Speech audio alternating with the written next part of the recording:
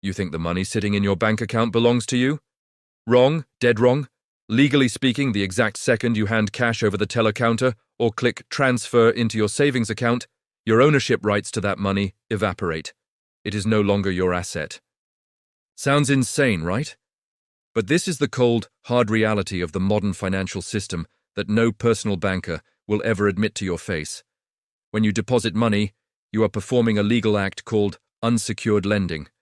That money becomes the bank's property. And you?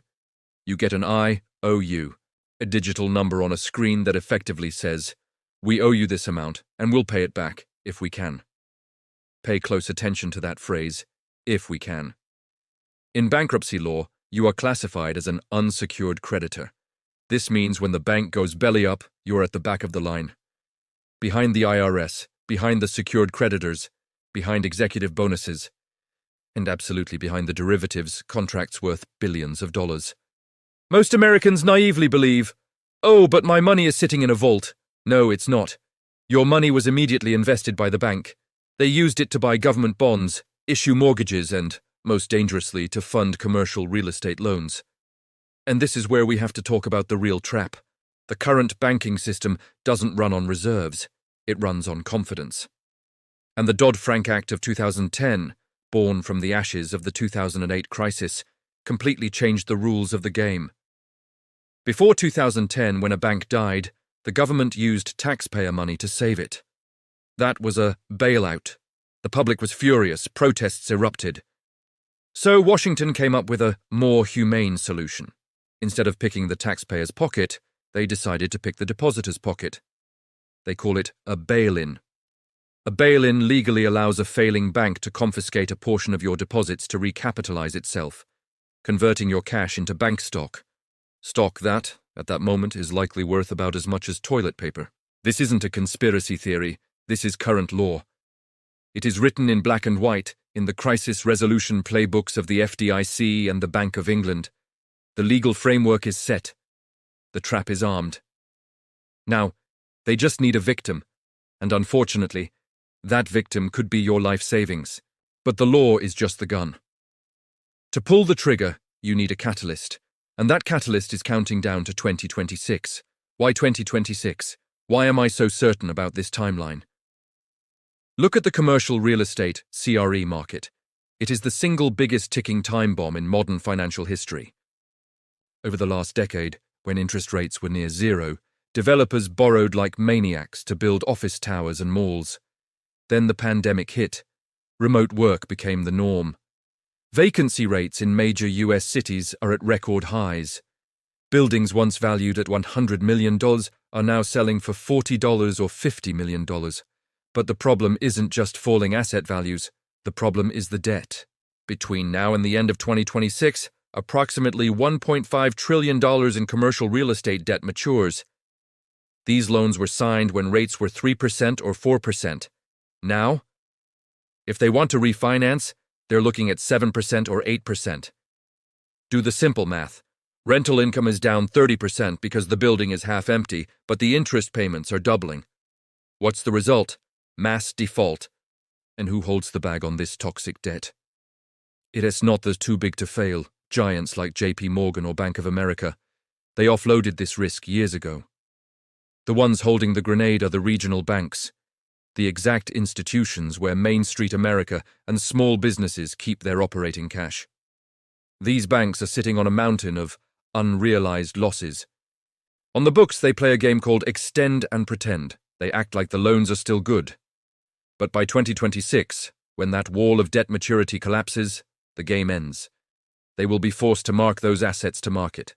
Their equity will be wiped out overnight.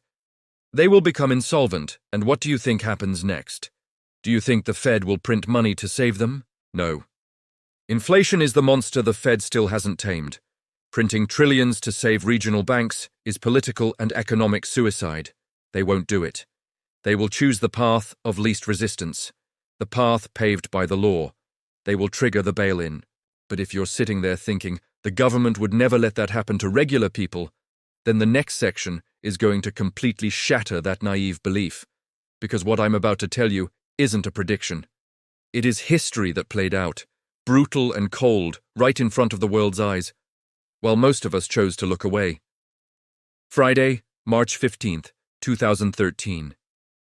In Cyprus, a developed nation within the European Union, people finished their work week and headed home for the weekend. Restaurants were packed, the streets were buzzing. Everything was normal. Their bank apps showed their full balances. They went to sleep with total faith that their money was safe. But when they woke up the next morning, the world had changed. The banks were shuttered. ATMs went dark. Online transfers were frozen. The government announced an unprecedented state of emergency.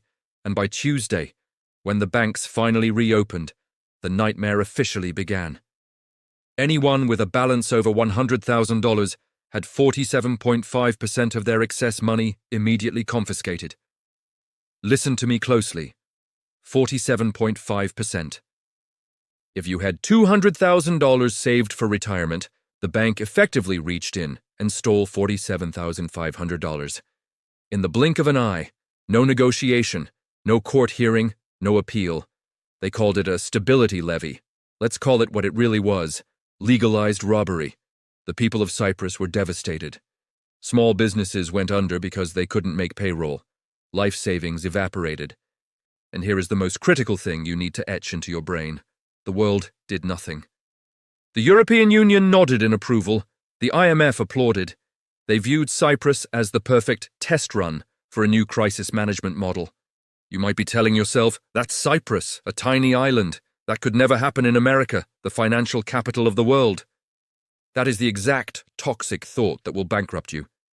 Because right here in the United States, the execution order on your assets was signed back in 2010. It's buried deep within the thousands of pages of the Dodd-Frank Act, under a boring, bureaucratic name, Orderly Liquidation Authority, Title II. Its purpose is explicitly stated: no more taxpayer bailouts. So where does the money come from to handle a dead bank? The answer is in the term bail-in. They will convert the bank's debt into equity. And who is the creditor? You. Let me rip off the final mask of this system. When you opened your bank account, you didn't read the 50-page terms and conditions with the microscopic font, did you? If you had, you would have seen a spine-chilling reality. In the hierarchy of payouts when a bank fails, the status of the depositor is incredibly low. Who gets paid first? Administrative costs and taxes. Next are the secured creditors. And crucially, standing right on top of you are the derivative counterparties. The big banks are currently gambling trillions in the derivatives market. When they lose, the law prioritizes paying off those casino bets before paying you back your deposits. You, the depositor, are an unsecured creditor. You are the last line of defense. You are the meat shield for Wall Street's recklessness.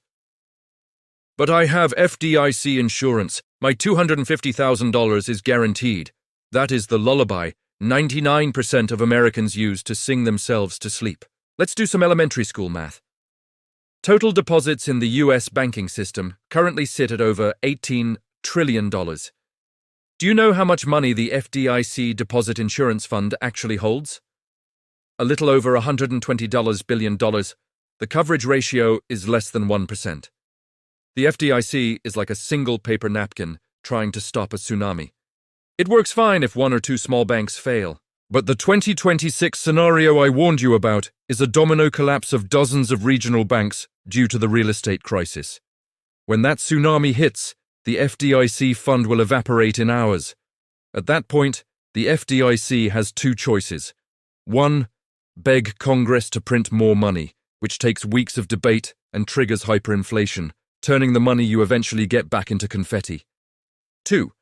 Trigger the bail-in immediately. They will freeze accounts, announce a restructuring, and turn your cash balance into stock in a dying bank. You will receive a stock certificate instead of cash to buy groceries or pay your electric bill. It is the perfect trap.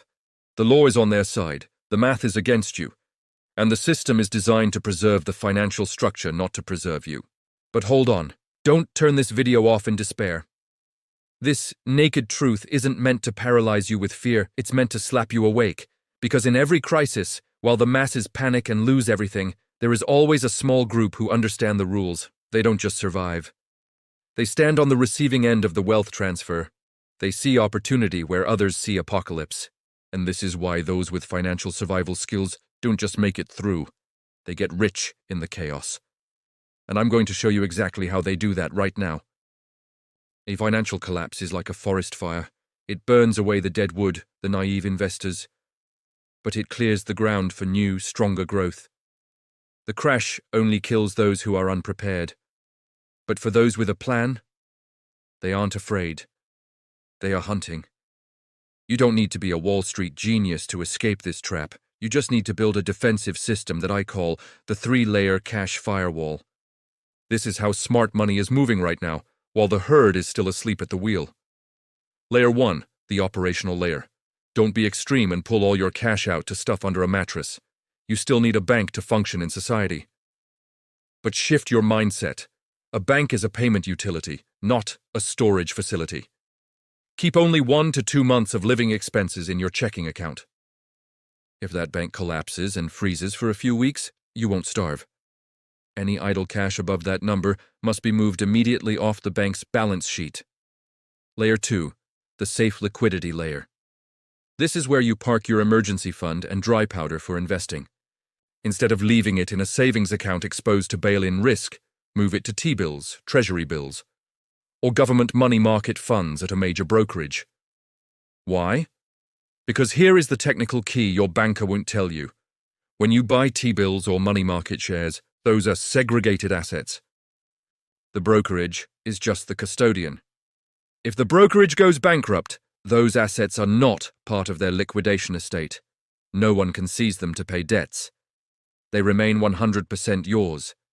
This is how you create a legal entity that shields your money from systemic banking risk. Layer 3, the counterparty-free layer. This is the ultimate insurance for the worst-case scenario, when the fiat currency system itself starts to wobble. Own physical gold and Bitcoin, held in cold storage. Why do I call this counterparty-free? Because with gold in your hand and Bitcoin on a hardware wallet, you don't need anyone to fulfill a promise to pay you. There is no counterparty risk, no bail-in, no ability to freeze it with a government mouse click. That is absolute financial sovereignty. When you set up these 3 layers, you are no longer a victim. You have built your bunker before the bombs start falling. But I have to warn you, 2026 is not far away. In the financial world, 12 months is a blink of an eye. The cracks in commercial real estate are widening every single day. Banks are quietly tightening credit. The wealthy are silently pulling their capital. The exit door is slowly closing. Right after this video ends, I want you to do one thing. Not tomorrow, today. Log into all your bank accounts. Sum up your total cash exposure. Ask yourself, if tomorrow morning this number is frozen or cut by 30%, what happens to my life? If the answer makes you break out in a cold sweat, then you know what you have to do. Do not let laziness destroy the wealth you spent a lifetime building. Don't believe the reassuring lies on TV. Believe the laws that are already written and the capital that is already fleeing. Wealth isn't created or destroyed in a crash. It just transfers from the hands of the ignorant to the hands of the protected. Make sure you are on the receiving end of this great wealth transfer. If you want a step-by-step breakdown on how to buy T-bills to avoid bank risk, or how to set up the most secure cold storage, comment, "I am ready," down below. If enough of you are serious about this, I will make a tutorial video that walks you through it. Be the hand. Stay sharp. Be prepared. And I'll see you on the other side of the crisis.